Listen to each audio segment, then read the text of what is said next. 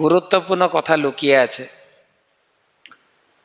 তো সনাতন গোস্বামী পদ বলছেন, আর মানে বলতে বলতে মুখস্থ হয়ে যাবে আপনাদের। মদ এক বন্ধু, মদে এক বন্ধু, আমার একমাত্র বন্ধু ভাগবতম। আমাদের তো অনেক বন্ধু ছিল মনে হয়, প্রাইমারি স্কুলে যখন পড়ছিলাম বন্ধু হয়েছিল, যখন হাই স্কুলে উঠি প্রাইমারি বন্ধুগুলো চলে গেল, আবার হাই স্কুল থেকে যখন কলেজে গেছে হাই স্কুলের বন্ধুরাও গায়েব হয়ে গেছে। তো অনেক বন্ধু আমাদের জুটেছে, গেছে, কিন্তু ভাগবতম একমাত্র বন্ধু। সনাতন গোস্বামী বলছেন আমার জীবনে আর কেউ বন্ধু নেই। সনাতন গোস্বামী কে ছিলেন? প্রধানমন্ত্রী না অর্থমন্ত্রী? প্রধানমন্ত্রী, প্রধানমন্ত্রী, প্রধানমন্ত্রী ছিলেন সাকর মল্লিক। তো তিনি সেই অবস্থায় বলছেন মদ এক বন্ধু, আমার একমাত্র বন্ধু। তো সনাতন গোস্বামীর শিক্ষা থেকে আমরা উপলব্ধি করতে পারি, বা আমাদের মহাপ্রভুও বলেছেন আমি বিনা বন্ধু আর কে আছে তোমার। আমরা মনে করি আমরা গানগুলো গাই, কীর্তন করি, কিন্তু পদকর্তাগণ গানগুলোর তাল মান দিয়েছেন। ভাটিয়ারি সব তাল আছে না, দৈনবধিকা, হ্যাঁ, তারপরে সম্প্রার্থনাত্মিকা, এরকম ভাগ আছে গানের। যারা গান গায় তারা জানে। কিন্তু দৈনবধিকার কোথা থেকে আছে? কে কত মান তাল, ঝুমুর তাল দিয়ে গাইতে পারবেন? এই যেমন গাইছিল বৈষ্ণব ঠাকুর, তো তাল মান দিয়ে আনন্দ করে গাওয়া হয়, কিন্তু আমরা গাই না পতিত পাবন হেতু তব অবতার। মহাপ্রভু এসেছেন পতিত পাবন, পতিত, পতিতকে উদ্ধার করবেন, তাই জন্য তার নাম হচ্ছে পতিত পাবন। তারপরে লাইনে কি বলছেন? মসম পতিত পাব, কিন্তু গান গাওয়ার সময় মনে হয় কি মসম পতিত। এবার আবার বিদেশিরা যখন গায় তো আরো সুন্দর তাল, কিন্তু উপলব্ধি কতটুকু? বলছেন মোমবাতি নিয়ে যদি খুঁজে দেখেন এ দুনিয়াতে আমি ছাড়া পতিত কেউ নেই, যদি আমাকে উদ্ধার করেন তবে আপনার নাম হবে পতিত পাবন, নাহলে তো পতিত পাবন কি করে নাম হলো। কিন্তু যখন গান গাই খুব নেচে নেচেও গাই, তাই না? আর একটা গান আমি দেখি, যখন ভগবদ গীতাতে অর্জুন দীক্ষা গ্রহণ করেছিলেন, প্রথম অধ্যায়ে তিনি তার আত্মীয় স্বজন বন্ধু বান্ধবকে দেখে অত্যন্ত বিষণ্ণ হয়েছিলেন। বিষণ্ণ শুধু না, কান্নাও করেছেন যুদ্ধক্ষেত্রে অর্জুন।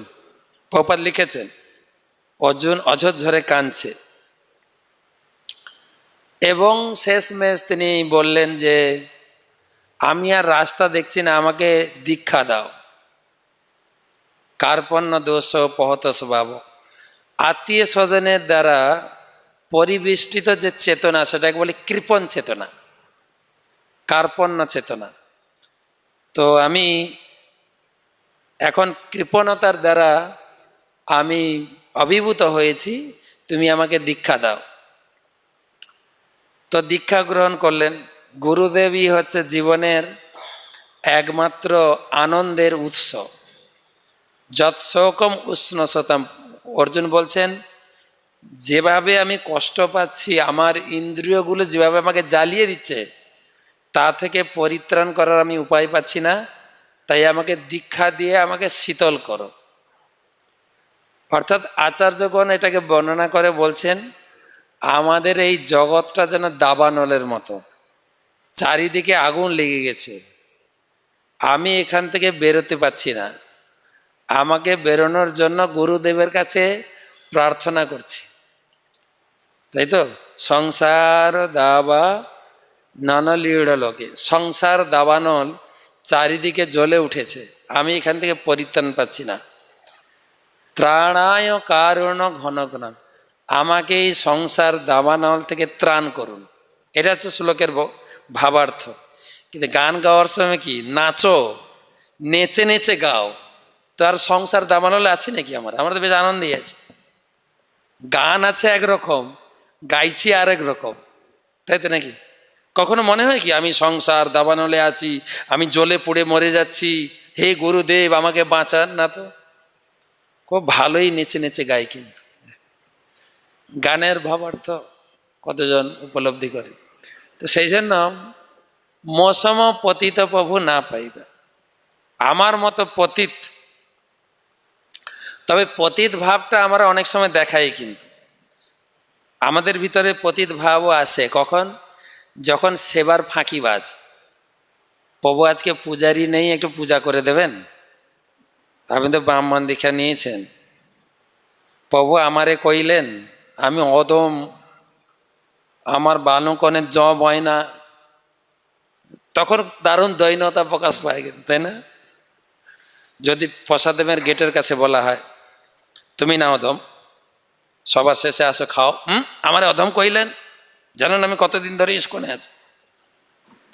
তো এইগুলো আচার আচরণে বোঝা যায়। তো সেই জন্য বলছেন যে আমি বিনা বন্ধু আর কে আছে তোমার? প্রকৃত বন্ধু হচ্ছেন মহাপ্রভু, আর প্রকৃত বন্ধু সনাতন গোস্বামী বলছেন ভাগবতম, মত এক বন্ধু।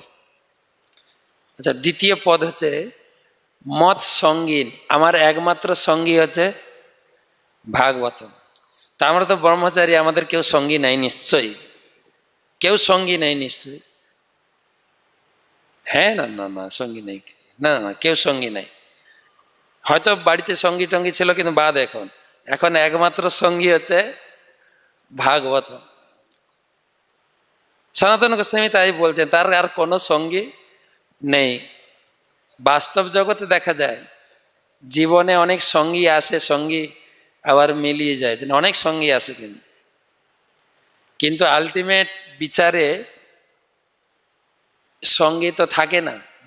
কিছুক্ষণের জন্য সঙ্গী থাকে, দুজন পরস্পর পরস্পরকে বিয়ে করে ক্ষণিকের জন্য, কিন্তু জীবনের অন্তিম সময়ে যাকে সঙ্গী বলে লোকে মনে করে সে সঙ্গী তো থাকে না। তো প্রত্যেকের জীবনে দেখা গেছে, এমনকি আমাদের প্রতিষ্ঠাতা আচার্য শিল প্রভুপাদের জীবনেও সাথ দেয়নি তার সঙ্গী, দেয়নি না? প্রভুপাদ জিজ্ঞাসা করলেন টি অর মি, কি উত্তর এসেছিল? টি নট মি উত্তর এসেছিল না? তো সেজন্য সঙ্গী যুবক বয়সে, যৌবন বয়সে অনেক জুটবে, কিন্তু একমাত্র সঙ্গী হচ্ছে ভাগবতম, যেটা পরীক্ষিত মহারাজের জীবনে দেখা গেছে। জীবনে একমাত্র সঙ্গী। আমাদের একজন জীবিসি আছেন ভক্তি চৈতন্য মহারাজ। ভক্তি চৈতন্য মহারাজ পাঠে বলেন ব্রহ্মচারীদের একমাত্র উচিত হচ্ছে ভাগবতমকে বিয়ে করা। ব্রহ্মচারী বিয়ে করবে কাকে? ভাগবতম। ভাগবতম হচ্ছে তার জীবনের একমাত্র সঙ্গী। আর তিনটা গ্রন্থ আছে, ভাগবতমকে এত গুরুত্ব দেওয়া হয়েছে কেন? গীতা, ভাগবতম, চৈতন্য চরিতামৃত। গীতা হচ্ছে প্রাথমিক শাস্ত্র, ভাগবতম হচ্ছে ডিগ্রি শাস্ত্র, আর চৈতন্য চরিতামৃত হচ্ছে পোস্ট গ্র্যাজুয়েট পিএইচডি শাস্ত্র। গীতা প্রাথমিক শাস্ত্র, মানে যে কোনো ব্যক্তি, কেউ যদি বলে আমি ধর্ম করব, গীতার প্রথম শ্লোক হচ্ছে ধর্ম। গীতার প্রথম শ্লোক ধর্মক্ষেত্রে। কেউ ধর্ম করতে চাও তো গীতা পড়ো, গীতা তোমাকে পড়তেই হবে। গীতা না পড়লে তুমি ধর্ম বুঝবে না। তো সারা গীতাতে 574টা শ্লোকে ভগবান জ্ঞান দিয়েছেন। পুরো গীতাতে কি আলোচনা হয়েছে? কৃষ্ণই ভগবান, দেবদেবী ভগবান নয়। কৃষ্ণের নিরাকার স্বরূপ শ্রেষ্ঠ নয়, সাকার স্বরূপ হচ্ছে শ্রেষ্ঠ। জ্ঞান যোগে তাকে পাওয়া যাবে না, সাংখ্য যোগে পাওয়া যাবে না, অষ্টাঙ্গ যোগে পাওয়া যাবে না। কিসে পাওয়া যাবে? ভক্তিয়া মাম অভিজানাতে, কেবল ভক্তি দ্বারা পাওয়া যাবে। আর আমি হচ্ছি ভগবান, অহম সর্বস্ব প্রভু। এবং পুরো গীতার জ্ঞান দান করার পরে ভগবান লাস্ট একদম শেষ নির্দেশ ছেড়েছেন কি? সর্বধর্মান পরিত্যাজ, তোমার যা যা ধর্ম করছো ধর্ম ছাড়ো। অধর্ম ছাড়তে বলেননি, কি ধর্ম ছাড়ো। কেন না, যারা অধর্ম করে তাদের নিয়ে ঝামেলা নেই, ঝামেলাটা হচ্ছে কাদেরকে নিয়ে, যারা ধর্ম করে। কত প্রকার ধর্ম, তাই ধর্মের প্রকৃত উদ্দেশ্য হচ্ছে মামেকম শরণং ভজ। এইখানে গীতার জ্ঞান সমাপ্ত। তাহলে সারা গীতা থেকে এইটাই জানা যায় কৃষ্ণ হচ্ছেন ভগবান। ঠিক আছে, এবার গীতার জ্ঞান শেষ হলো। ভাগবতম কোথা থেকে শুরু হলো? এখন আমাদের ভক্তি বৈভব চলছে না। ভাগবতমের প্রথম শ্লোক তো সবাই জানে, জানে না সবাই? ভাগবতমের প্রথম শ্লোক, হ্যাঁ, তার আগের লাইন আছে একটা, হোক নমো ভগবতে বাসুদেবা। ওং নমো ভগবতে বাসুদেব প্রথম লাইন। এটার অর্থ হচ্ছে, যারা আমি প্রাইমারি স্কুল ছেড়ে যখন হাই স্কুলে যাই, অ্যাডমিশন টেস্ট হয়, অ্যাডমিশন টেস্ট। তুমি প্রাইমারি স্কুলটা ভালো করে পড়ে পাস করেছ নাকি? তো অ্যাডমিশন টেস্ট শ্লোক ওং নমো ভগবতে বাসুদেবা। তুমি কি বসুদেবের পুত্র বাসুদেবকে ভগবান বলে মানছ? হ্যাঁ কি না? ঠিক চিহ্ন দেবে, হ্যাঁ না হ্যাঁ। তুমি পাস করলে, এবার ভাগবত পড়ো। ঠিক আছে, এবারে ভাগবতমের প্রথম 3টা শ্লোকে পুরো ভগবত তত্ত্ব দিয়েছেন। 3টা শ্লোক হচ্ছে মঙ্গলাচরণ, প্রথমটা হচ্ছে নমস্কার, দ্বিতীয়টা হচ্ছে বস্তু নির্দেশ, তৃতীয়টা হচ্ছে আশীর্বাদ। জন্মাদি অশ্ব যত অন্যায় ইততর চ আর্থিসু অভিজ্ঞ সরাট। জন্ম মানে সৃষ্টি, সৃষ্টি পালন সংহার, যত অন্যায়।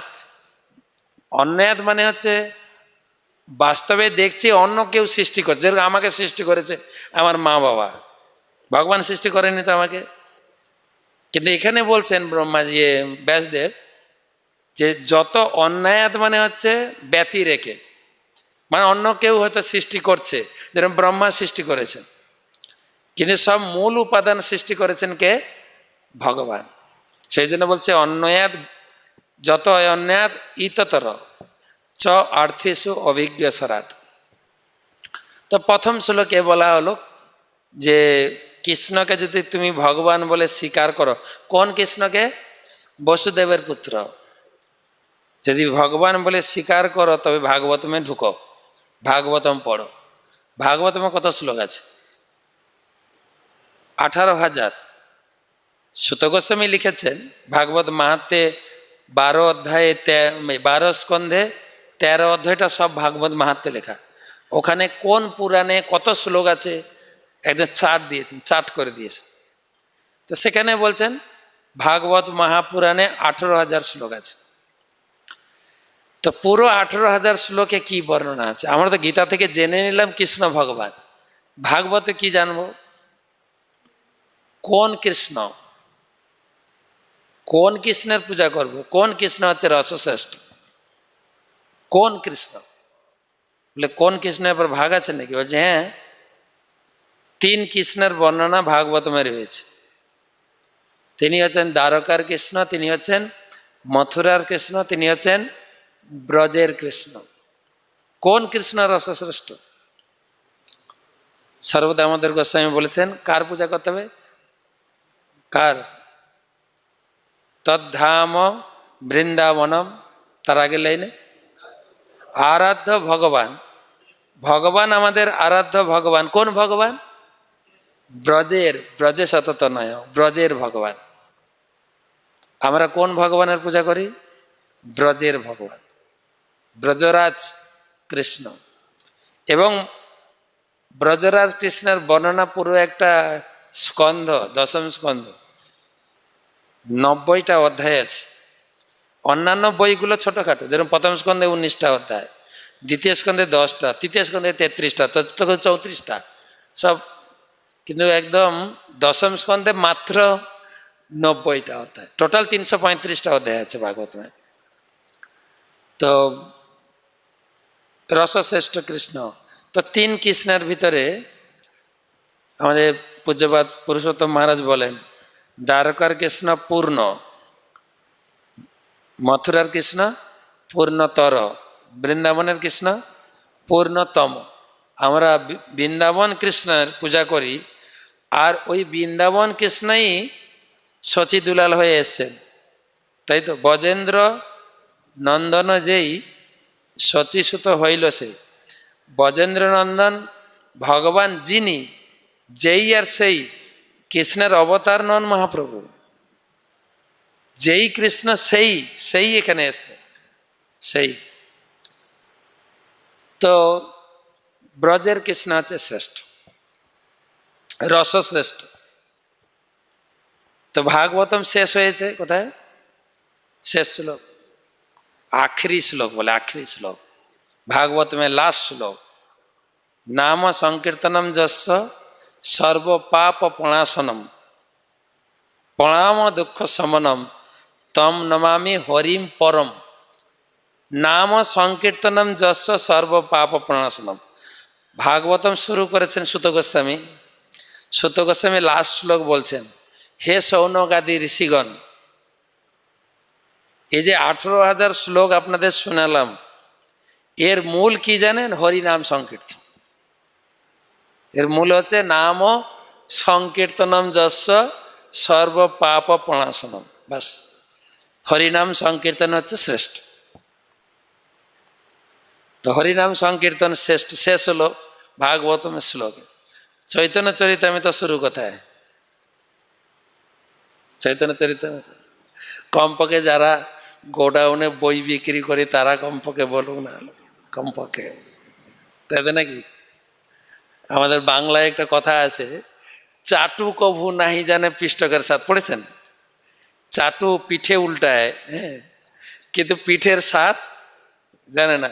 তা আমরা সব বইগুলো উল্টাচ্ছি, নিয়ে যান, খুব ভালো বই, কিন্তু এটা পড়লে আপনার উপকার হবে, দারুণ টেস্টি। বলে তুমি টেস্ট করেছো? আমি তো সময় পাই না। তো আমি কোথা থেকে সময় পাবো? আপনি পাবেন। তো চৈতন্য চরিতামৃতের প্রথম শ্লোক কবিরাজ গোস্বামী শুরু করছেন মঙ্গলাচরণ। বন্দে গুরু নিশ ভক্ত নিশম ঈশম অবতারকান তৎপ্রকাশং সতৎশক্তি কৃষ্ণ চৈতন্য সঙ্গকম। কবিরাজ গোস্বামী লিখলেন, শেষ হয়েছে কোথায় ভাগবতম? হরিনাম। শুরু হচ্ছে হরিনাম। সেই হরিনাম যার কাছে আমি পেয়েছি, আমার গুরুদেব, আমার দীক্ষা গুরু, আমার শিক্ষা গুরু পঞ্চতত্ত্বকে প্রথম প্রণাম জানিয়ে আমি বই লিখছি। তা 3টা গ্রন্থের সুষ্ঠু কানেকশন রয়েছে, কানেকশন চৈতন্য চৈতন্য। তো গীতায় শিখলাম কৃষ্ণ ভগবান, ভাগবতমে কি শিখলাম? কোন কৃষ্ণ? শ্রেষ্ঠ, রসশ্রেষ্ঠ, রসরাজ, ব্রজরাজ শ্রেষ্ঠ কৃষ্ণ। চৈতন্য চরিতামৃতে কি আছে? চৈতন্য চরিতামৃতে ওতে তো বেশি শ্লোক নেই, মাত্র 1 লাখ শ্লোক আছে, 1 লাখ, 1 লক্ষ শ্লোক। কিন্তু এটা একটা ভালো কথা কি, ওটা বাংলায় লেখা আছে, বাংলায় আছে, মাঝে মাঝে উড়িয়া কথাও আছে, দু একটা উড়িয়া ভাষাও ঢুকেছে, দেখলাম চৈতন্য চরিতামৃতে। চৈতন্য চরিতামৃতে বর্ণনা হচ্ছে ওই যে আরাধ্য ভগবান ব্রজে শত তনয়, তারপরে তদ্ধাম বৃন্দাবনম, তারপরে কাচিত উপাসনা ব্রজবধূ বর্গেণ যা কল্পিতা। তো সেই ব্রজরাজ রসরাজ কৃষ্ণকে পূজা করার পন্থাটা কি, কি ভাব দিয়ে তাকে পূজা করব, পঞ্চভাবের আলোচনা চৈতন্য চরিতামৃতে। 5টা ভাব, শান্ত, দাস্য, সখ্য, বাৎসল্য, মধুর। এর ভিতরে মধুর ভাবকে শ্রেষ্ঠ করা হয়েছে। মধুর ভাবের ভিতরে আবার যেটাকে বলে যে বিরহ ভাব, যেটাকে বলে বিপ্রলম্ব ভাব, সেটাকেই শ্রেষ্ঠ করা হয়েছে। এই হচ্ছে পুরো প্যাকেজ পড়লে তবে মোটামুটি ভক্তি তত্ত্বটাকে ধরা যাবে। ওইটাকে চৈতন্য চৈতন্যতে বলা হয়েছে রসতত্ত্ব, ভাবতত্ত্ব, ভক্তিতত্ত্ব সার। কৃষ্ণ তত্ত্ব আছে, ভাবতত্ত্ব আছে, রসতত্ত্ব আছে, ভক্তিতত্ত্ব আছে চৈতন্য চৈতন্য। সব রসে ভরা, রসরাজ কৃষ্ণ। আর কাচিত উপাসনা বদবজ বর্গ, তো পাঁচটা ভাব থাকলেও ব্রজগোপীরা যে ভাবে সেবা করেছেন ওইটাই হচ্ছে শ্রেষ্ঠ ভাব, সেই হচ্ছে চৈতন্য চরিতামৃত শ্রেষ্ঠ ভাব। আর এই তিনটা গ্রন্থের আলাদা আলাদা স্তরও দিয়েছেন, যে গীতায় বলছেন, গীতাকে বলা হয়েছে নৌকা, ভাগবতমকে বলা হয়েছে সেতু, চৈতন্য চরিতামৃত হ্যাঁ। আমি রঘুনাথ দাস গোস্বামীর মনশিক্ষা থেকে বলি, এটা হচ্ছে বালুচরের মতো। গীতা একদম সরাসরি শ্লোকে বলছেন, চতুর্থ অধ্যায় 36 নম্বর শ্লোক, অপি চেদসি পাপেভ্য সর্বেভ্য পাপকৃত্তম সর্বম জ্ঞানং প্লবেনৈব বৃজিনম সন্তরিষ্যসি। তুমি যদি অত্যন্ত পাপিষ্ট হয়ে থাকো, গীতারূপ নৌকাতে আশ্রয় করো, এই দুঃখ সমুদ্র পার হয়ে যাবে। গীতা হচ্ছে নৌকা, আমরা যেখানে বাস করছি এটা হচ্ছে দুঃখ সমুদ্র, সংসার সমুদ্র। যদি আমরা মাটিতে বসে আছি, কিন্তু শাস্ত্র বলছে এটা সমুদ্র, দুঃখ সমুদ্র। বা বিশ্বনাথ চক্রবর্তী ঠাকুর বলেছেন এটা হচ্ছে দাবানল জঙ্গল, বলেছেন না? তো দুঃখ সমুদ্র পার হতে পারবে। আর গীতায় বললেন অপার সংসার সমুদ্র সেতু। এই জড় জগৎকে চিন্ময় জগতের সঙ্গে একটা সেতু করেছেন, সেটা হচ্ছে ভাগবতম, সংযোগ সেতু।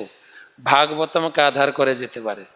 আর চৈতন্য চরিতামৃত হায়ার, এ মন হরিনাম করো সার, হরিনাম কি বলে, এ ভব সাগর হবে বালিচর হাঁটিয়া হাঁটিয়া হইবে। তো এই সমস্ত গ্রন্থের সব। তো সেই জন্য মদ এক বন্ধু মদ সঙ্গীন, আমার একমাত্র সঙ্গী ভাগবতম। তারপরে পথ মদ গুরু, ভাগবতম হচ্ছে আমার গুরু। মদ সঙ্গীন মদ গুরু, মত মত মহাধন। আমরা টাকা পয়সাকে ধন বলি, বাড়ি ঘর সম্পত্তিকে ধন বলি, কিন্তু ভাগবতম ভাগবতম আমরা কখনো কখনো ভাগবত প্রচার করতে গেলে লোককে বলি এটা একটা আপনার সম্পদ, বহুমূল্য সম্পদ। লোকে যখন জিজ্ঞাসা করে কত টাকা দিতে হবে, আমি কাউকে টাকার কথা বলি না সাধারণত ভাগবত প্রচার করতে গেলে। আমি টাকা দিয়ে কিনতে পারবেন না, তবু বলবেন তো 25,000 টাকা দাম, তখন চোখ বড় বড় করে 25,000 টাকা দাম। বাস্তবিক পক্ষে ভাগবতমের প্রথম স্কন্ধটা যে ওয়েট, যে ওজন, যেভাবে বাইন্ডিং করেছে, যেভাবে তার এত কোয়ালিটি করেছে, যে কোনো বই দোকানি বা যারা লাইব্রেরিয়ান, যারা বই কেনে অথবা যাদের ঘরে ছেলে মেয়ে পড়াশোনা করে, তাদেরকে হাতে দিয়ে বলুন কত দাম হবে বইটা। কমপক্ষে 1,500 টাকা দাম, 1200 টাকা দাম হবে বাজার মূল্য। তাহলে 18টা বইয়ের দাম কত? 25,000। আমি কম বলি নেই তো, ঠিক আছে কিনা? তো 25,000 আপনি নেবেন, বলে দাদা এত টাকা, তা হাফ টাকা দেন, 12,000 টাকা দেন, আর একটু কম করুন না। তারও হাফ, 6,500 টাকা। সত্যি বলছেন? হ্যাঁ দেবেন সত্যি, নাকি আমার সঙ্গে ঠাট্টা তামাশা করছে? আপনি সত্যি এখন দেন না, এখনই দেবো আপনাকে। তো 25,000 থেকে নামি নিজে নিজে, ঠিক আছে? তো প্রশ্ন আছে বহুমূল্য, বহুমূল্য। আর আপনারা দেখবেন এটা শাস্ত্র কথা, কিন্তু আমরা বাড়িয়ে বলছি না। যখন বীর হাম্বির, সেই বন বিষ্ণুপুরের দস্যু রাজা বীর হাম্বির, তার কাহিনী দেখবেন। 3 জন ব্যক্তি গিয়েছিলেন বৃন্দাবনে কোর্স করতে জীব গোস্বামীর আন্ডারে। শ্যামানন্দ প্রভু, নরোত্তম দাস ঠাকুর, শ্রীনিবাস আচার্য। পুরো পড়াশোনা কমপ্লিট হলো, ভক্তি বৈভব কোর্স কমপ্লিট। বলে এবারে গাড়িতে বই লোড করে সংকীর্তন প্রচারে যাওয়া। তার তো মাথায় হাত, বৃন্দাবন ছেড়ে আমরা যাব, করার কিছুই ছিল না, আদেশ। তো তারা এসছিলেন গাড়ি লোড করে, গরু গাড়ি লোড করে অনেক কষ্টে বাংলায় প্রবেশ করলেন। বাংলা তখন মুসলিম রাজ্য। সারা ভারতটাই মুসলিম রাজ্য ছিল তখন বলতে গেলে। ছোট ছোট রাজা ছিল হিন্দু, এখানে হিন্দু রাজা হলেও দস্যু। তো তার একজন গণককার ছিল, গণককার ওর ওর গণিতে বলছে, ওর জ্যোতিষবিদ্যায় বলছে আমাদের রাজ্যে বহুমূল্য সম্পদ ঢুকছে। 3 জন তীর্থযাত্রী আসছেন উত্তরপ্রদেশ থেকে, উত্তর ভারত থেকে ওইদিকে, তারা বহুমূল্য উপহার নিয়ে ঢুকছেন। রাজা কি বললেন যে যাত্রীদেরকে না মেরে তাদের সম্পদগুলো হরণ করো। সম্পদ হরণ করেছেন। রাত্রে সমস্ত বই, সমস্ত পেটি, যত সিন্ধুকের ভিতরে মোড়া ছিল বইগুলো, সব বাক্সগুলো চুরি করেছেন। তারা 3 জন রাত্রে ঘুমাচ্ছিলেন। সকালে যখন দেখে যে বই টই নেই, সব চুরি হয়ে গেছে, তাদের তো মাথায় হাত। তখন কি করবেন? তো শ্যামানন্দ প্রভুকে বললেন তুমি তোমার দেশে যাও, প্রচার শুরু করো। নরোত্তম দাস ঠাকুরও চললেন বাংলাদেশে, সেই পদ্মা নদীর তীরে। শ্রীনিবাস আচার্য প্রভু থাকলেন। শ্রীনিবাস, 3 প্রভু তো তিন প্রভুর আবেশ অবতার ছিলেন। শ্রীনিবাস ছিলেন মহাপ্রভুর আবেশ অবতার। শ্রীনিবাস থাকলেন গ্রন্থ উদ্ধার করার জন্য। খুব চিন্তিত, কি করে গ্রন্থ পাবো। একদিন দেখছেন একটা ব্রাহ্মণ ভাগবত হাতে নিয়ে যাচ্ছে। বলছে তুমি যাচ্ছ কোথায়? বলছে রাজা প্রতিদিন ভাগবত শুনে। ওইটা শুনে ওর মাথাটা গেছে, বলি রাজা তো দস্যু, ভাগবত শুনে? বলছে হ্যাঁ। বলছে আমি কি যেতে পারি ভাগবত শুনতে? বলছে হ্যাঁ আসুন।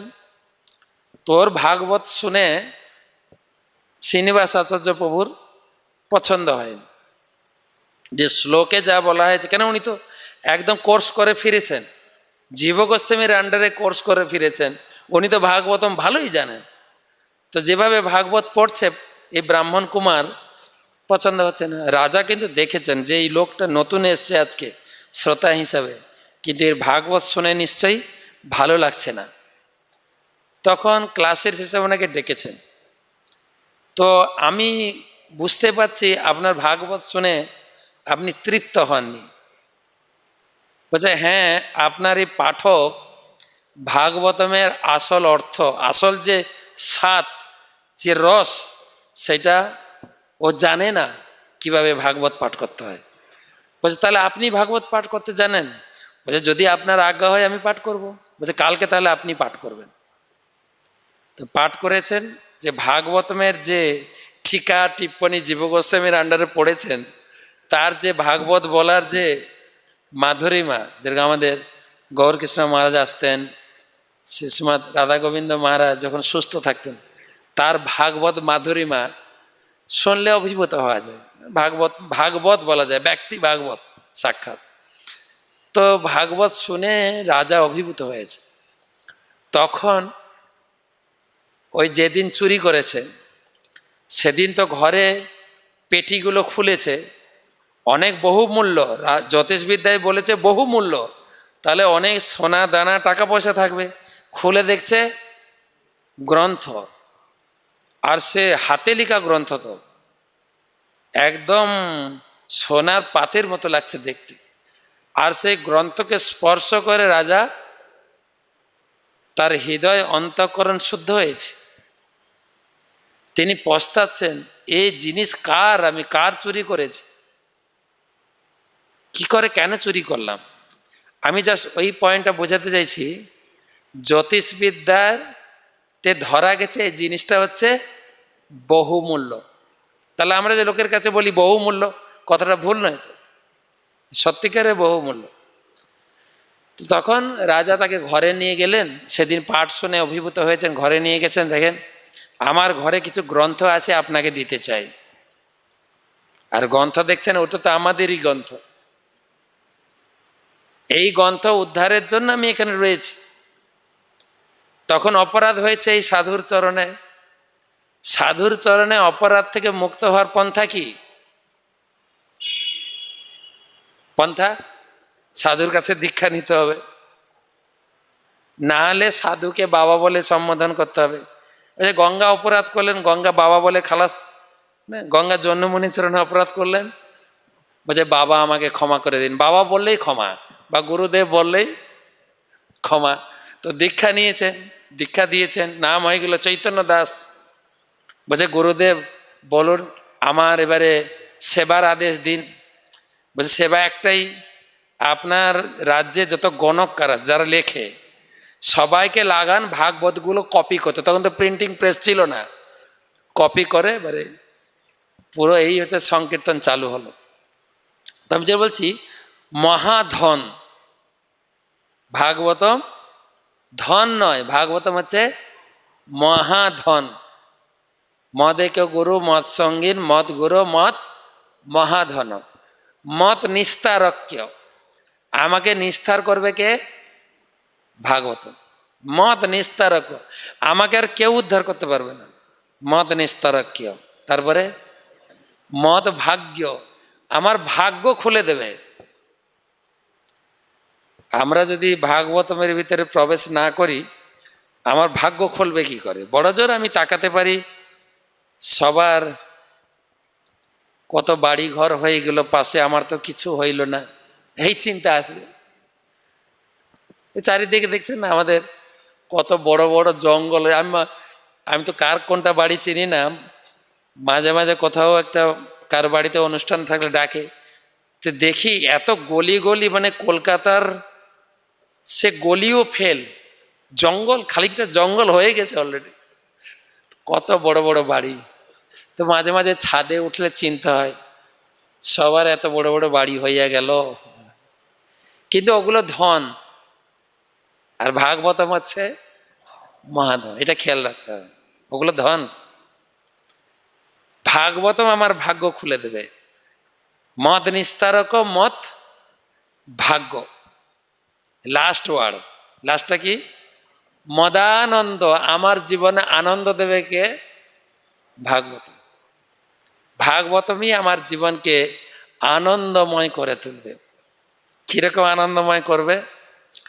ভাগবতমের প্রথমে তো ব্যাসদেব অনেক গ্রন্থ লিখেছে, বেদ, পুরাণ, ইতিহাস, উপনিষদ সব লিখেছেন, একদম পাহাড়ের মতো সাজিয়েছেন গ্রন্থ। এগুলো লেখার পরেও চিত্তে শান্তি পাননি। চিন্তা করলেন আমার জীবনে কোথায় যেন একটা অভাব থেকে গেছে, সেবার ত্রুটি থেকে গেছে। তো পরের দিন সকালে সরস্বতী নদীর জলে স্নান করে, ভাগবতের প্রথম স্কন্ধে বর্ণনা আছে, স্নান করে পবিত্র হয়ে শুদ্ধ বস্ত্র তিলক আদি আনি করে গুরুদেবের ধ্যান করছেন। গুরুদেব, আমার সেবার ত্রুটি কোথায়, আমি কেন আনন্দ পাচ্ছি না? তো বলতে বলতে গুরুদেব বিমান থেকে নামছেন। ওনার গুরুদেব মাটিতে হাঁটেন না, ওনার গুরুদেব মাটিতে তো পাপি লোকেদের পা ঠেকে, পাপি যারা আমরা না, আমাদের পা লাগে। যারা মুক্ত পুরুষ তাদের পা মাটিতে লাগে না। দেখবেন ইস্কনের গুরুদেবের পাও খুব একটা মাটিতে লাগে না, সবসময় আকাশে উড়ে বেড়াচ্ছেন। তো নারদমুনি উপর থেকে নামছেন, একদম হর্ন দিতে, নারায়ণ নারায়ণ। তো নারদমুনিকে দেখে প্রচুর সম্মান করেছেন ব্যাসদেব। ব্রহ্মাকে যেরকম সম্মান করা, এরকম লিখেছেন সুত গোস্বামী। সম্মান করেছেন, আসনে বসিয়েছেন, পাদধৌত করেছেন, তার সেবা করেছেন, অত্যন্ত বিনম্রভাবে বলছেন, প্রভু অহোভাগ্য আমার গৃহে আপনি উপস্থিত হয়েছেন। তো গুরুদেব বলছেন, বৎস তুমি কুশলে আছো তো? তোমার মন মেজাব কোনো শুকনো শুকনো লাগছে কেন? ব্রহ্মচারী জীবন, আনন্দের জীবন, তুমি তো শুকনো কেন? তো তুমি, তোমার ঘাটতি কোথায়? বলছে, গুরুদেব আপনি তো ডাক্তার, হ্যাঁ আমি তো রোগী। রোগীর রোগটা বলতে পারবে, কিন্তু রোগের কারণ কি করে বলবে? আমি যে চিত্তে অসন্তোষ, আনন্দ পাচ্ছি না, এটা ঠিকই, কিন্তু কারণ কি সেটা আপনি বলবেন। আপনি হচ্ছেন অন্তর্যামী, আপনি হচ্ছেন সাক্ষাৎ ভগবানের শরীর থেকে ব্রহ্মার সৃষ্টি, ব্রহ্মার শরীর থেকে আপনি সৃষ্টি, সরাসরি বলতে গেলে ভগবান থেকে আপনি সৃষ্টি। হ্যাঁ, আপনি কোনো মায়ের গর্ভ থেকে জন্মাননি, একদম ভগবানের পরম্পরা, তাই না? ভগবান থেকে সরাসরি জন্ম ব্রহ্মার, ব্রহ্মা থেকে সরাসরি জন্ম নারদ। তা আপনি সাক্ষাৎ বায়ুর মতো সাক্ষী অন্তর্যামী, তা আপনি বলুন। তখন সরাসরি বলেছেন যে যা করার কথা তা তুমি করনি, তুমি ভাগবতম লেখো। যে সব কিছু লিখেছে না, এগুলো কাক জাতীয় লোকেরা পড়বে। তৎ বায়সম তীর্থ মুষ্ণন্তি মানসা ন যত্র হংসা নিরমন্তু উশিক্ষয়া। যে হংস জাতীয় লোকেরা, যারা পরমহংস, তারা তোমার এই বইটা ছোঁবেও না। ডাইরেক্ট বলছেন, তুমি প্যাকিং করে সরস্বতী নদীর জলে চুবাও। এইগুলো থাকলে জগতে বিভ্রান্ত সৃষ্টি করবে। আর বিভ্রান্ত সৃষ্টি হচ্ছে কিনা, হ্যাঁ, ওখানে পড়লে বোঝা যায় এই জগতে যে এত ধর্মকর্ম হয়েছে না, এর মূল কারণ হচ্ছে ব্যাসদেব। বিভ্রান্তিটা উনিই চালু করেছে, অন্যান্য আশ্রমের কোনো দোষ নেই কিন্তু। আর নারদ মুনি যত পরনাস্তি গালাগালি করেছেন, যুগপ শীতম ধর্ম অনুশাসত, নিন্দনীয় কাজ করেছে জগতে। তুমি উপকারের নামে জগতে একটা অপকার করেছ বলেছে। এমন বকাবকি করেছেন লেখক, আমাদের শিষ্য ব্যাসদেব একদম চুপ হয়ে গেছে। বলছে নতুন করে লেখো ভাগবত। বলছে আমাকে আবার লিখতে, বলছে হ্যাঁ লিখতে হবে না, মানে অবশ্যই লিখতে হবে। বলছে আমার বয়স হয়ে গেছে, হাত পা কাঁপছে। তবে তুমি ডিকটেটিং করো, তুমি বলো, আমি লেখার জন্য আরেকটা লোক পাঠাবো। তো গণেশকে পাঠিয়েছেন লিখতে। গণেশ লিখেছেন, ব্যাসদেব বলেছেন। তো ব্যাসদেব প্রথম শ্লোক বলেছেন, জন্মা দশ যত অন্যাত ইতত অর্থে অভিজ্ঞ সরাট। দ্বিতীয় শ্লোক বলেছেন, ধর্ম পজ্জিত কৈতবত্র পরম নির্মত শরণং সদম বেদ্যং বাস্তব বস্তু শিবদম তাপত্র। দ্বিতীয় শ্লোক বলেছেন। এবারে তৃতীয় শ্লোক, নিগম কল্পতরু গলিতং ফলম সুখ মুখদামৃতম দ্রব সংযুতম। কি আর বলবো, সারা বেদ বৃক্ষের একদম পরিপক্ক ফল। নিগম কল্পতরু গলিতং ফলম, গলিতং মানে গাছ থেকে পচে গলে পড়ে যায়নি কিন্তু, যেন গাছ পাকা আম হাতাহাতি করে নামানো হয়েছে। যেরকম আম পাড়ছে দেখুন না, ওই যে ঝুলিতে করে পাড়ছে, আম যেন ফেটে না যায়। একদম গুরু পরম্পরার মাধ্যমে, মুখ পরম্পরা বলে, মুখ পরম্পরা, গুরুদেবের মুখ থেকে শিষ্য, শিষ্যের মুখ থেকে পশিষ্য, এই পরম্পরা করে হাতে নামানো হয়েছে। এই জন্য প্রত্যেকের মুখে একটু একটু দ্রব লেগেছে, দ্রব। সুখ মুখদাত মুখদাম মৃত দ্রব, দ্রব দ্রব সংযুতম। সুখদেব গোস্বামী তাতে মুখ দিয়েছে। পিবত ভাগবতম, পিবত বলা হচ্ছে ফল, আবার বলা হচ্ছে পিবত। এই কথাগুলো খানিকটা দ্বিধাদ্বন্দ্বের মধ্যে। ফল লোকে খায় না পান করে, তাহলে ভাগবতম তো ফল, তাহলে পিবত কেন বলছেন? পিবত মানে কি খাওয়া? পিবত, পিবত ভাগবত বলতে পারতেন যে খাও ভাগবতম, খাও ডেলি, না বলছে পিবত ভাগবতম। পিবত পান করা আর খাওয়ার মধ্যে দুটো তফাৎ। কোনো ফল খেতে গেলে কিছু অংশ ফেলতে হয়, কিছু অংশ খেতে হয়। কোন ফলের ছিবড়া ফেলবেন, সার খাবেন, শ্বাসটা খাবেন, আটি ফেলবেন। কোনো ফলের শ্বাস ফেলবেন, আটি খাবেন। আচ্ছা, তো এরকম কাজু বাদামের কি ফেলবেন, কি খাবেন? বীজ ফেলে দেবেন, শ্বাস খাবেন নাকি? না, না, শ্বাস ফেলবেন, বীজটা খাবেন। বীজ হচ্ছে মূল। আমের বীজ ফেলতে হবে, শ্বাস আটি ফেলতে হবে। তো ফলের কিছু ফেলতে হবে, কিছু খেতে হবে। কিন্তু পানীয় বস্তুতে, পানীয় সব খাবেন, সব পান করে যাবেন। এখন তো আবার পানীয় কথাটা উঠে গিয়ে এখন হয়ে গেছে shake, milk shake, mango shake, সব শেক এসে গেছে এখন, তাই না? তো পানীয় বস্তুতে সবটাই পান করা যায়। তো ভাগবতমকে পান করুন। এই দুটোর অর্থ হচ্ছে, গীতা একটা শাস্ত্র, গীতাও ফল, কিন্তু গীতার অনেক জিনিস বাদ দিতে হবে আপনাকে। গীতার যা জ্ঞান দেওয়া হয়েছে সব আপনি নিতে পারবেন না, কেননা এখানে সর্বসাধারণের জন্য জ্ঞান দেওয়া হয়েছে। সেখানে অষ্টাঙ্গ যোগ আছে। বসুন না, 2 দিন 4 দিন ফুসফাস করুন না, দেখেন কেমন লাগে। তো অষ্টাঙ্গ যোগ আমরা নিতে পারবো না, জ্ঞান যোগ নিতে পারবো না, তারপর হঠ যোগ আছে, পতঞ্জলি যোগ আছে, এগুলো কোনোটাই আমরা নিতে পারবো না। সেই জন্য ভগবান ছেঁকে টেঁকে বললেন ভক্তি যোগটা গ্রহণ করো। কিন্তু ভাগবতম এমন একটা জিনিস, পুরো ভাগবতটা ভক্তি যোগে ভরা। যেরকম গীতায় আমরা কখনো কখনো মেন শ্লোকগুলো মুখস্থ করব বলে না, কিন্তু ভাগবত গীতাতেও প্রতিটা শ্লোকই মেন। যখন দেখবেন চৈতন্য ভাগবতমে যখন অদ্বৈত আচার্যবাবু গীতা পড়তেন, মহাপ্রভু তখন আসেননি, গীতা পড়তেন অদ্বৈত আচার্যবাবু। গীতা পড়ে যে গীতাতে ভক্তির রস খুঁজে পেতেন না, অনেকবার পড়তেন, যখন ভক্তি খুঁজে পেতেন না কি করতেন, উপবাস হয়ে ঘুমিয়ে পড়তেন, রাত্রে কিছু খেতেন না। আমি কি দুর্ভাগা, এত মূর্খ যে এই শ্লোকের ভেতরে ভক্তিটা আমি খুঁজে পেলাম না। মহাপ্রভু রাত্রে এসে জাগাতেন, অদ্বৈত আচার্য উঠো, এই শ্লোকের ভক্তি তত্ত্ব হচ্ছে এইটা, খাও। প্রতিদিন মহাপ্রভু তাকে জাগাতেন।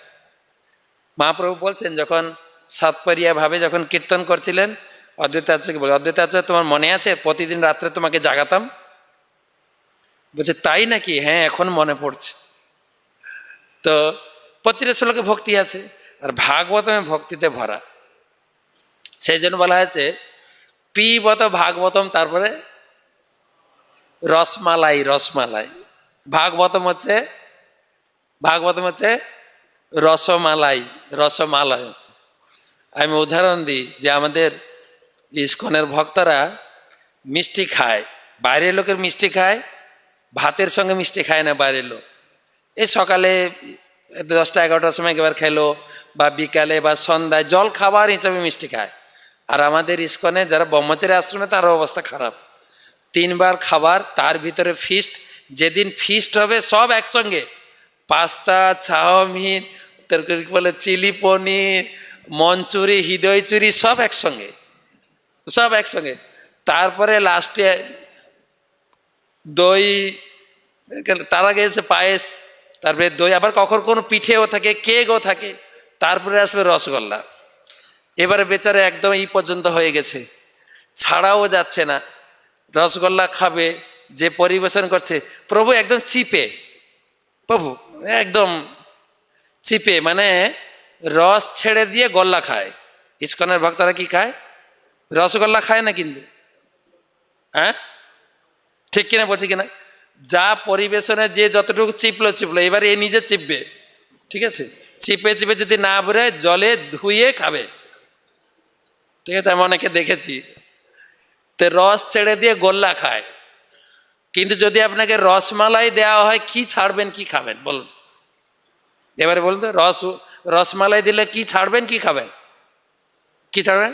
একদম চেটে, হ্যাঁ চেটে খাবেন। তো ভাগবতম হচ্ছে রসমালাই, আছে তো, শব্দটা আছে তো, পিবত ভাগবতম রসমালয়। বলছে কখন খাবো? শুধু ফিস্টে খাবো না, কখন খাবো? অহরহ মুহুরহ ভুবি ভাবুকা। হে রসিক ভক্ত, হে ভাগ্যবান, তুমি সেই ভাগবতম পান করো। কে পান করবে? কে পান করবে? ভুবি। ভুবি মানে কি? ভুবি মানে যার পৃথিবীতে জন্ম হয়েছে।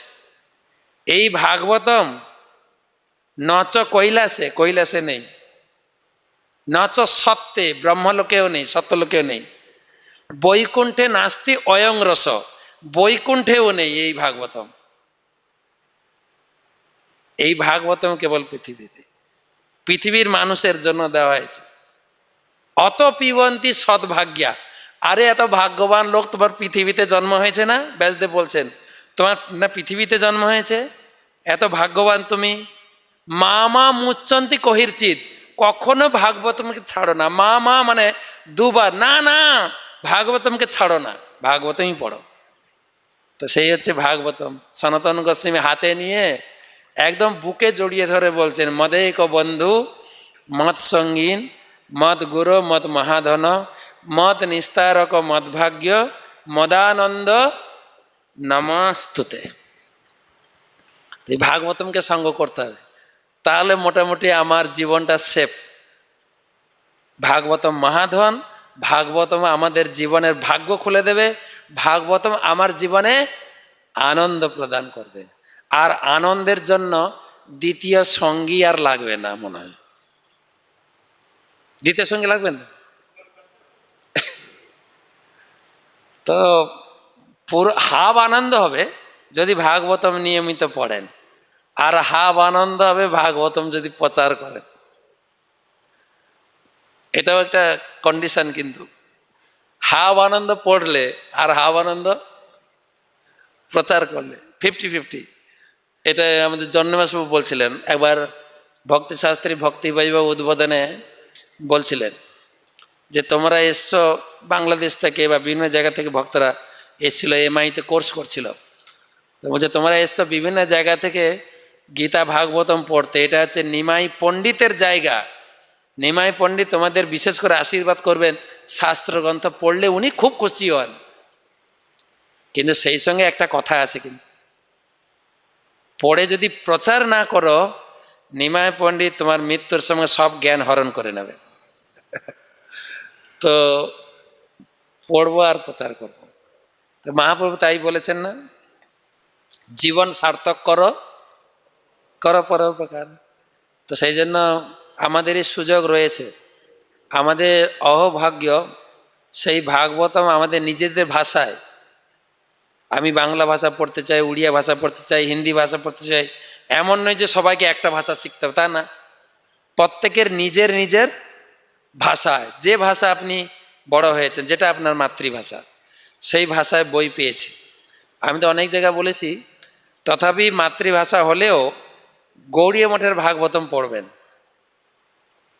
গৌড়ীয় মঠের গ্রন্থ হচ্ছে সাধু ভাষায় লেখা, আর ইস্কনের গ্রন্থ হচ্ছে চলিত ভাষায়। আমাদের বাংলা ভাষায় দুটো ভাষা আছে, বঙ্কিমচন্দ্রের ভাষা হচ্ছে সাধু ভাষা, শরৎচন্দ্রের ভাষা হচ্ছে চলিত ভাষা। তো গৌড়ীয় মঠের ভাষা হচ্ছে একদম সাধু ভাষা, অর্থাৎ সাধুদের এইটা ভাষা, মর্যাদা। গৌড়ীয় মঠের লোকেরা আমাদের নিন্দা করে যে এই স্বামী মহারাজ এই শাস্ত্রগ্রন্থের ভাষাকে একদম কি বলে সম্মান দেননি, এটা চলিত করে দিয়ে গেছে, এটা কিন্তু সাধুদের ভাষা না। এটা সত্য কথা, কিন্তু সাধুদের ভাষা হওয়া উচিত ওইটা, কিন্তু আমরা তো সেই স্তরের সাধু না। আমাদের কথা চিন্তা করে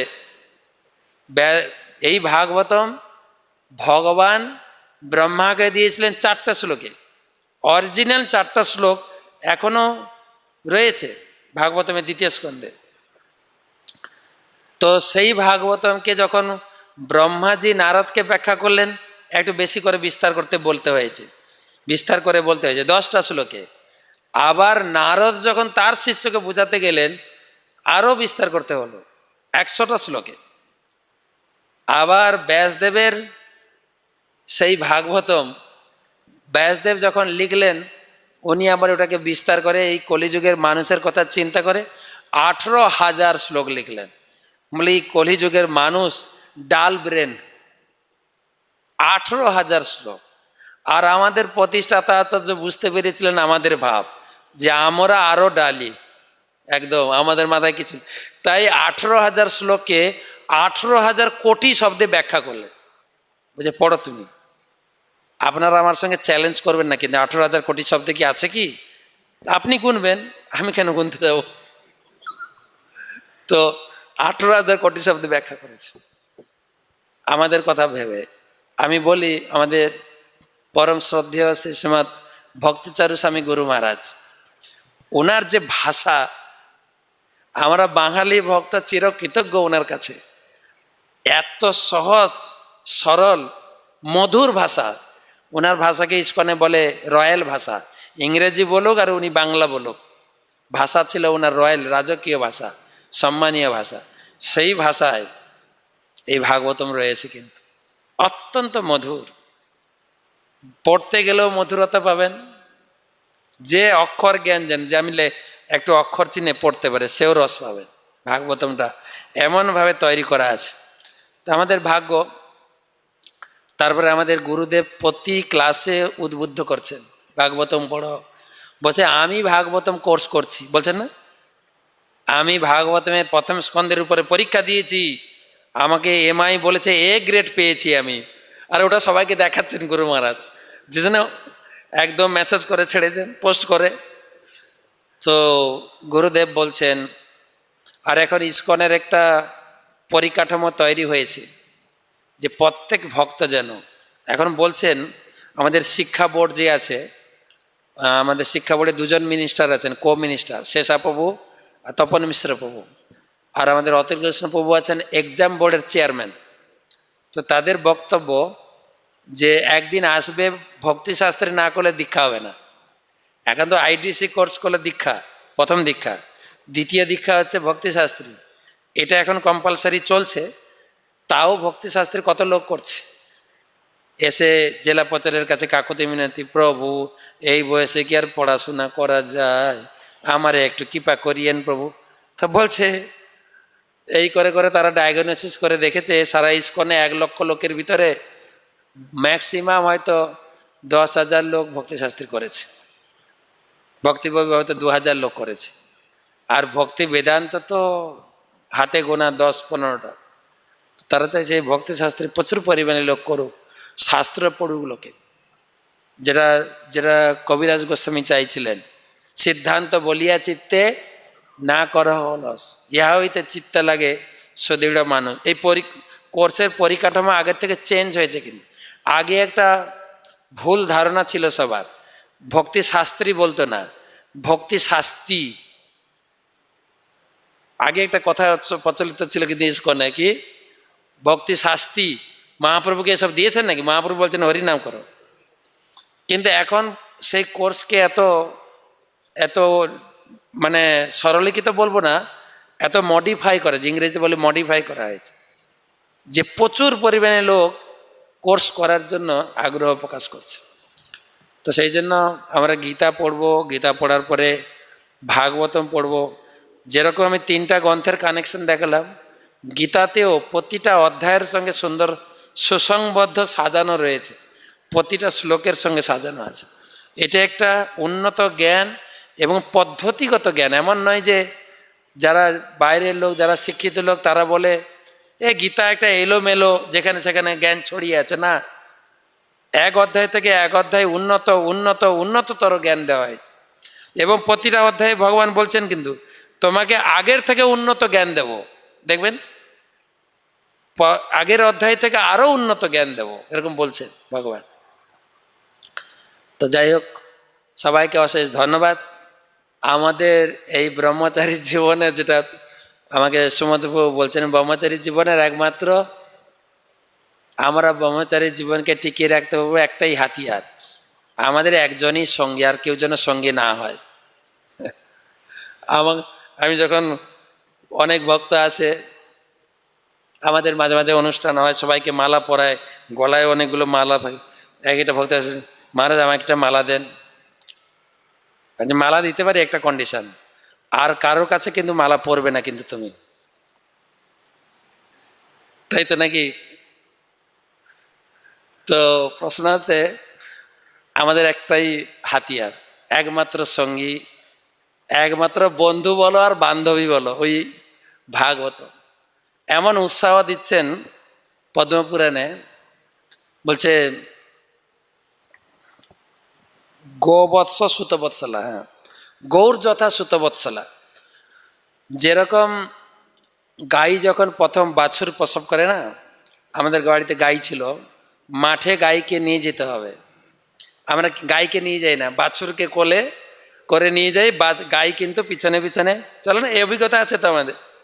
সেই জন্য বলছেন কেউ যদি ভাগবতমকে সঙ্গে নিয়ে হাঁটেন, গৌর যথা সুতবৎসলা, গাই যেরকম তার বৎসের প্রতি আসক্তি বশত তার পিছনে পিছনে ধাবিত হয়, আমিও সেরকম যে ভাগবতম নিয়ে হাঁটে তার পিছনে গাইয়ের মতো হাঁটতে থাকি। ভাগবতম নিয়ে হাঁটবেন, আপনার পিছনে ভগবান সব সময় থাকবেন, তা আপনার কেউ কিছু করতে পারবে না। তো বিপদ আপদ ভগবান আছেন তো পিছনে, আটকাবেন না, গাইয়ের মতো ভগবান রয়েছে। তো সেই গ্রন্থরাজ শ্রীমদ্ ভাগবতম, আসছে সামনে ভাদ্র পূর্ণিমা, তা একটু বুঝিয়ে দিয়ে গেলাম সবাই মিলে একটু ভাগবতম পড়বেন না প্রচার করবেন, কোনটা বলবেন? হ্যাঁ, পড়ছি তো, আর পড়ার কথা বলবো না, পড়ছি পড়ছি। এবারে কাজ হচ্ছে, আমি আমাদের বীরভূম জেলা প্রচারককে বলেছিলাম এবারে কাজ হচ্ছে ভাগবতম প্রচুর পরিমাণে প্রচার করা। আমাদের লিস্ট করে করে দেখতে হবে প্রত্যেকের বাড়িতে ভাগবতম আছে কিনা। বহুপাদ বলেছেন কিন্তু যে আমার সোসাইটির প্রত্যেক সদস্যের প্রতি আমার অনুরোধ, I want that every respectable person has a full set of Bhagavatam and Chaitanya Charitamrita in his home. আমার সোসাইটির প্রত্যেক সদস্যের প্রতি আমার এটা অনুরোধ, আমি চাইছি যে প্রত্যেক বাড়িতে যেন ভাগবতমকে প্রতিষ্ঠা করা হয়। ভাগবতম কারো বাড়িতে বলেন আমি বিগ্রহ প্রতিষ্ঠা করো, ভাগবতম প্রতিষ্ঠা করো। আমাদের জন্মাষ্টমী বলছিলেন, যখন আমাদের গাড়িতে গৌরনীতে উদ্বোধন হলো, উনি বলছিলেন গাড়িতে বিগ্রহ রাখার কোনো প্রয়োজন নেই, কেননা ভাগবতম সাক্ষাৎ ভগবান, তোমরা ভগবানকে নিয়ে বইছো, ভাগবতমকে পূজা করো। তো সেই জন্য প্রত্যেক বাড়িতে গুরুমা গত বছর বলছিলেন আমাদের চৈতন্য ভাগবতম থেকে নিয়ে, যে ভাগবত থাকয়ে যার ঘরে কোনো অমঙ্গল নাহি তথাকারে, যেখানে ভাগবতম থাকবে সেখানে সমস্ত অমঙ্গল দূরীভূত হয়ে যাবে। তো বিভিন্ন শাস্ত্রীয় সিদ্ধান্ত দিয়ে বোঝানো যায়। তো আমাদের ইআইডিসি থেকে, ইআইডিসি যে ফোরাম আছে, পদ্মনাথবাবু আছেন জানবেন, আমাদের দিয়েছেন মায়াপুরকে 5,000 ভাগবতম প্রচার করতে হবে, তাই না? লাস্ট মিটিংয়ে আরও ছিলেন তো, অনেকে ছিলেন না, বিশ্বজিৎবাবু ছিলেন কিন্তু যাই না, পদ্মনাথবাবু ছিলেন। 5,000 ভাগবতম, আর সে 5,000 ভাগবতম করবে দুটো ডিপার্টমেন্ট, সংকীর্তন আর নামহট্ট।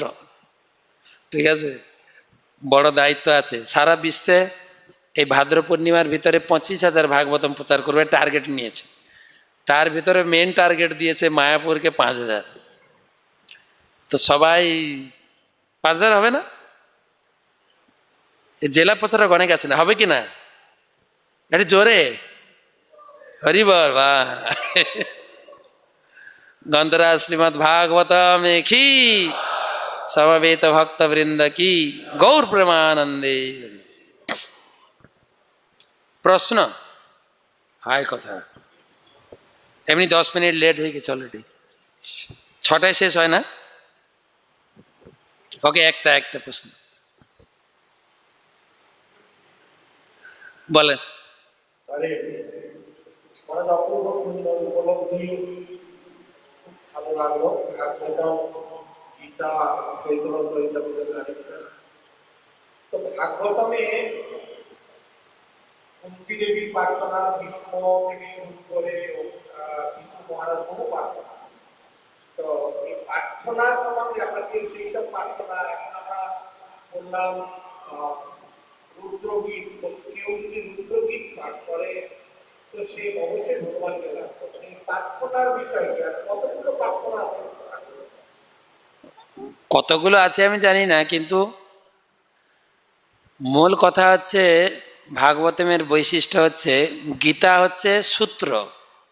সূত্র বলে না, আমরা সে 7-এ পড়ছিলাম বীজগণিত, a+b কি বলে সূত্র, a+b whole square, a² + b² + 2ab + 2ab, ঠিক বলছি কিনা অনেকদিন আগে পড়েছি।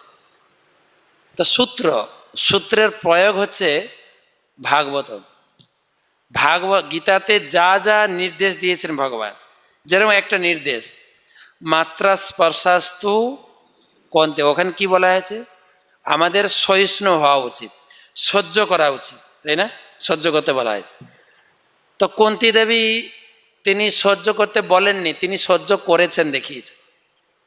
তিনি সহ্য করেছেন না, উনি সহ্য করেছেন, কিন্তু স্তুতি করছেন অন্যভাবে। আমাদের যা যা বিপদ এসেছে তুমি আমাদের সমস্ত বিপদ থেকে মুক্ত করেছো, উল্টো বর্ণনা করছেন। কিন্তু দেখেন, উনি বলেননি, ভীষ্মদেব তুলেছিলেন একটু, তোমরা অচ্যুত ভগবানের আশ্রয়ে আছো, তোমরা ধর্মরাজ, তোমরা ব্রাহ্মণ গাভীর সেবা করছো, তা সত্ত্বেও তোমাদের এত কষ্ট, এটা ভীষ্মদেব বলেছেন। কিন্তু কুন্তী বলেছেন কি, যে বিপদ গণাত সম্ভবত 24 নম্বর শ্লোকে, আমাদেরকে কি কি বিপদ থেকে তুমি রক্ষা করছো, বিপদের লিস্ট দিয়েছেন, তাই না? আমাদের জীবনে যা বিপদ এসে তুমি আমাদের বিপদ থেকে রক্ষা করেছো, তাই তোমার কাছে প্রার্থনা করি। কি প্রার্থনা করি? কি প্রার্থনা? বিপদই দাও, বিপদতা শশ্বত তত্র তত্র জগৎগুরু। শশ্বত, শশ্বত মানে, শশ্বত মানে ফিক্সড ডিপোজিট, একদম ফিক্সড ডিপোজিট করে দেন দুঃখটা। তার মানে শেখানো হচ্ছে ভক্তের জীবনটা হবে দুঃখে মোড়া। জাগতিক লোক মনে করবে জীবনটা হচ্ছে দুঃখে মোড়া। আপনি দেখুন না, যত ভক্ত, আপনি 16 মালা জপ করা শুরু করেছেন গ্রামে, আপনাকে টিটকির করবে, বড় সাধু হয়ে গেছে। এবারে 1 লক্ষ জপ করবেন, ইস্কনের লোকেরাই আপনাকে দুর্নাম করে। কোথায় 1 লক্ষ জপ করা শিখেছ? বেশি বেশি হয়ে গেছে নাকি? কদিন টিকো দেখবো ব্যাস। এরপরে যদি 3 লক্ষ মালা জপ করেন, বেতের পিটুনি খেয়েছেন কিনা? আছে, প্রমাণ আছে কিনা বলুন? আরও উন্নত হবেন, যত উন্নত হবেন তত বাহ্যিক দিক থেকে আপনি দেখুন না, আমরা লোককে বলি হরিনাম করুন, ধর্ম করুন, জীবনটা আনন্দময় হবে। উপলব্ধি কি বলছে? উপলব্ধি বলুন না। না, দুটো জিনিস আলাদা। জাগতিক দুঃখ, আমরা অবশ্যই আনন্দে আছি, কিন্তু বাহ্যিক দিক দিয়ে যারা বহির এতে রয়েছে, তারা দেখছে যে এরা একদম ভিখারি, এদের কিছুই নেই। যদি দেখো বৈষ্ণবের ব্যবহার দুঃখ, তবুও জানিও সে পরানন্দ সুখ, পরানন্দ সুখ। অবশ্যই সুখ আছে, কিন্তু এই সুখটা তো বোঝানো যায় না। জাগতিক দিক থেকে লোকে কি বোঝে? দেখো, এ না ইস্কন প্রতিষ্ঠা করেছে, ওর বাড়িতে কিভাবে ধাক্কা খেয়েছে লোকটা, হ্যাঁ, নিজের বউটাকে ভক্ত করতে পারেনি, ঘর থেকে তাড়িয়ে দিয়েছে, ঠিক কিনা? প্রভুপাদের জীবনী দেখুন, ভগবান রামচন্দ্রের পরিবার দেখুন, মহাপ্রভুর পরিবারটা দেখুন না, এসব দেখে দেখে কি অনুভব হবে বলেন? দুঃখ, দুঃখ জাগতিক দিবে যতটা আঘাত পাবে। আমরা উদাহরণ, আমাদের একবার গুরুমাজ বলছিলেন, যখন ওই কাটারি ধার বসে যায় না, কাটারি, আপনি দা বলুন, কুঠার বলুন, তখন ধার বসে যায়, কি করে বলেন তো? আগুনে পুড়ায়, পোড়ানোর পরে ঘা মারে, দেখবেন জোরে জোরে মারে না? তো ঘা মারতে মারতে শোধন হবে, নাহলে শোধন হবে না। সেই জন্য বিভিন্ন প্রার্থনা বিভিন্ন অ্যাঙ্গেলে আছে। কুন্তীর প্রার্থনা আছে, আমাকে দুঃখ দিয়ে ভরে দাও, কেন তোমার একটা স্বভাব আমি বুঝে ফেলেছি। কুন্তী বলছেন, তোমার স্বভাবটা আমি বুঝেছি, কি না, কারো দুঃখ না পড়লে তুমি যাবে না। অর্থাৎ উল্টোভাবে বলছেন, দুঃখ না পড়লে তোমাকে ডাকবে না, তোমার কাছে আসবে না। এটা একদম বাস্তব সত্য। কুন্তী দেবী বলছেন যে আমি বুঝতে পেরেছি তোমাকে পাওয়ার একমাত্র উপায় হচ্ছে বিপদ, বিপদ তারণ মধুসূদন বলে না, তাই আমাকে বিপদে ভরে দাও, তাহলে আমি তোমাকে সবসময় দেখতে পাবো। ভীষ্মদেবের প্রার্থনা আরেক অ্যাঙ্গেলে। ভীষ্মদেব বলছেন যে যেখানেই ঝগড়াঝাটি সেখানেই তুমি। দেখবেন ভীষ্মদেবের পুরো প্রার্থনাটা কুরুক্ষেত্র মাঠকে নিয়ে বলেছে। কুরুক্ষেত্র মাঠেরই বর্ণনা, কমল তমাল বর্ণম কমল নয়নম। কুরুক্ষেত্রের মাঠে বসেই তিনি কৃষ্ণকে দেখছেন তমাল বর্ণম উপভোগ করছে। দেখবেন বর্ণনা, কি সুন্দর তোমার রূপ। আমি যখন তোমাকে বাণ মারছিলাম, আমি তো তোমাকে মারিনি, মারছিলাম অর্জুনকে, তুমি আগ বাড়িয়ে বাণগুলো সব খেয়েছ। ওগুলো তো বাণ না, যেন আই লাভ ইউ গোলাপ ফুল ছুঁড়েছি তোমাকে, একদম গোলাপ ফুলের ছাপ দেখতে পেয়েছিলাম আমি। দেখবেন বর্ণনা আছে। তো ওনার বর্ণনা আরেক রকম, বীরত্ব রসের বর্ণনা দিয়েছেন। এবারে রুদ্রগীতের বর্ণনা আরেক রকম। রুদ্রগীতের বর্ণনা বেশিরভাগ অর্চনের বর্ণনা আছে, বেশি অর্চন, কি পদ্ধতিতে ভগবানকে স্তুতি করতে হয়, পূজা করতে হয়, অর্চন করতে হয় বিভিন্ন অ্যাঙ্গেলে। সুতরাং সব প্রার্থনা তারপরে এই যে, ধ্রুব ধ্রুব স্তুতি আরও উন্নত। ধ্রুব স্তুতিটা ছিল স্পেশাল। কেন স্পেশাল ছিল না, ধ্রুব তো পড়াশোনা করেননি, হাতে খড়িই হয়নি ধ্রুবার। 5 বছরের ছেলে রেগে মেগে ঘর বাড়ি ছেড়ে চলে গেছে।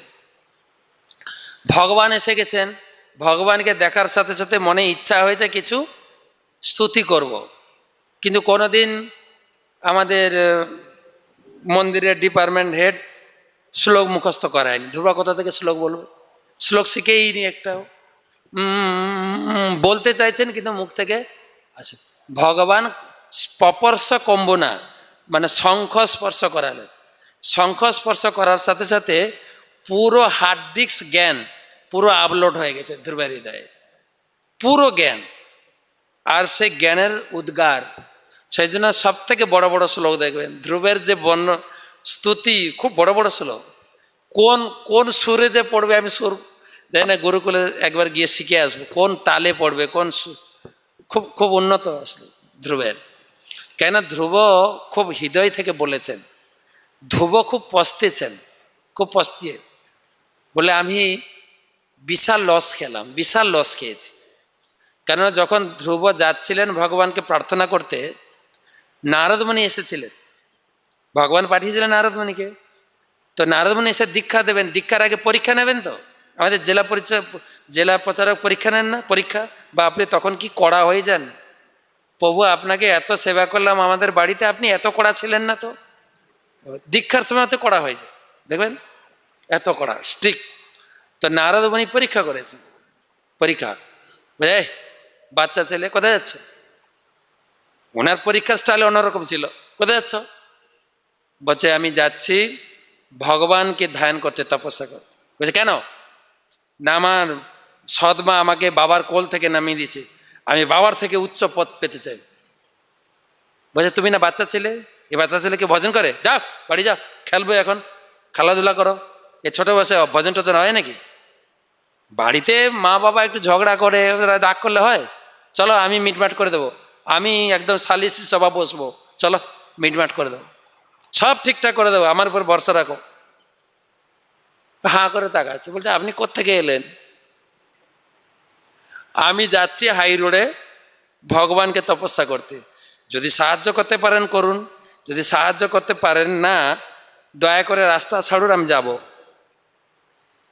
তখন নারদমণি বললেন তুমি পরীক্ষায় এ গ্রেড পেয়েছো, তোমার ভিতরে দম আছে, তোমাকে দীক্ষা দিলে আমার সুনাম হবে, তোমাকে দীক্ষা দেবো, বসো এখানে, এইখানে বসো।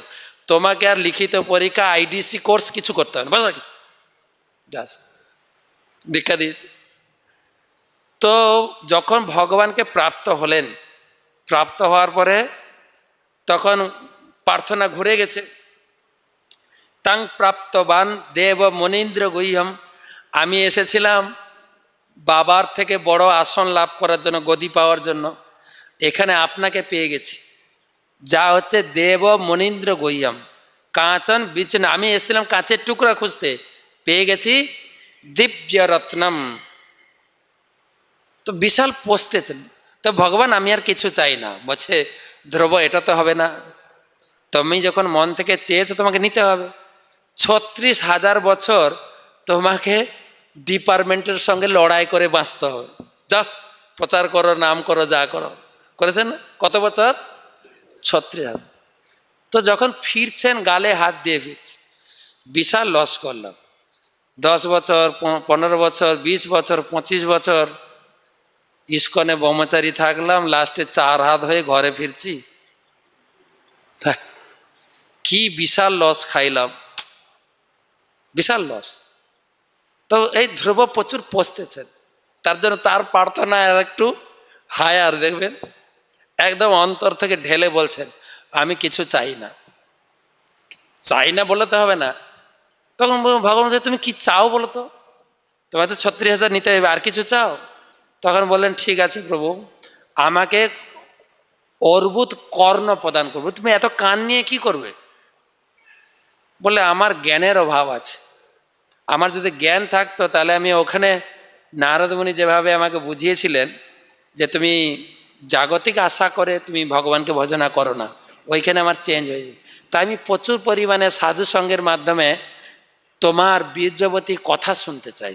ওইটাই হচ্ছে জীবনের আনন্দ। আর ওইটা থাকলে আমি মোটামুটি 36,000 বছর অনায়াসে পার করে দিতে পারব। তো সেই জন্য তিনি শ্রবণ করার জন্য প্রচুর কান চেয়েছেন। তো এক একজনের প্রার্থনা এক একটা অ্যাঙ্গেলে। তো আমার পক্ষে আসলে এই প্রার্থনাগুলোর আরেকটা উদ্দেশ্য হচ্ছে, আমি জানি না ভগবানকে কি চাইতে হয়। যদি আমার সামনে ভগবান এসে যায়, আমি কি চাইবো বলুন তো? আমার বড় জোর এই যা আমি দেখেছি দুনিয়াতে, গৌরনগরে হয়তো 6 তলা বাড়ি আছে, আমি বলবো যে সবার থেকে আমার একটা বড় বাড়ি করে দাও, এটা চাইবো। অথবা আমি চাইবো ইস্কনের যদি গুরু হইতে পারতাম আর জিবিসি হইতে পারতাম, মোটামুটি ঝামেলা থাকতে পারত, এটা চাইবো। কেন আমার আইডিয়া অতটুকু, এর বেশি আইডিয়া নেই। সেই জন্য বিভিন্ন ভক্তের আইডিয়া, কুন্তি কী চেয়েছেন, ভীষ্ম কী চেয়েছেন, তাদের আইডিয়া কদ্দূর পর্যন্ত টার্গেট করেছেন। তো সেই টার্গেটগুলো জানলে আমি ভগবানকে প্রার্থনা করতে পারবো, ভগবানকে চাইতে পারবো। আমাদের যেরকম প্রহ্লাদকে বলেছেন নরসিংহদেব, তুমি কিছু চাও। প্রহ্লাদ সরাসরি একদম তর্ক করেছেন নরসিংহদেবের সঙ্গে, ডেটে, আমি কি ব্যবসাদার নাকি, আপনাকে কি পেয়েছেন আপনি? বলছে মানে তুমি ভজনা করেছো, আমি সন্তুষ্ট হয়েছি, তোমার কিছু বর দিতেছি, তারপরে আমি কি ব্যবসাদার যে কিছু দিয়েছি কিছু নেব? ভগবান হা করে তাকাচ্ছে, আচ্ছা বলছে কিছু তো চাও, কিছু চাও। বলছে ঠিক আছে, আমাকে এমন একটা বর দে। হ্যাঁ হ্যাঁ চাও চাও চাও। আরে আমাকে বলি তো আগে। বলে আমাকে এই বরটা দিন। বলছে বলো কি বর? তুমি যা চাইবে আমি দেবো, তুমি যা চাইবে। আরে চাইছি, দাঁড়ান, আমাকে এমন একটা বর দিন আমার ভিতরে যেন কামনা বাসনা না আসে। এটা বর হলো?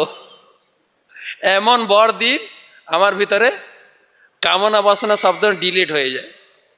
এক এক রকম প্রার্থনা।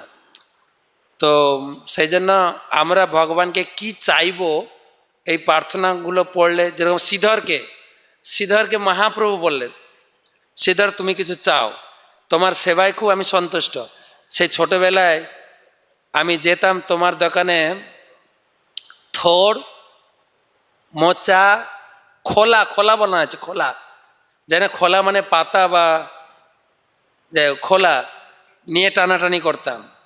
তো তুমি দিতে না। তুমি চিনতে পারছো আমি সেই?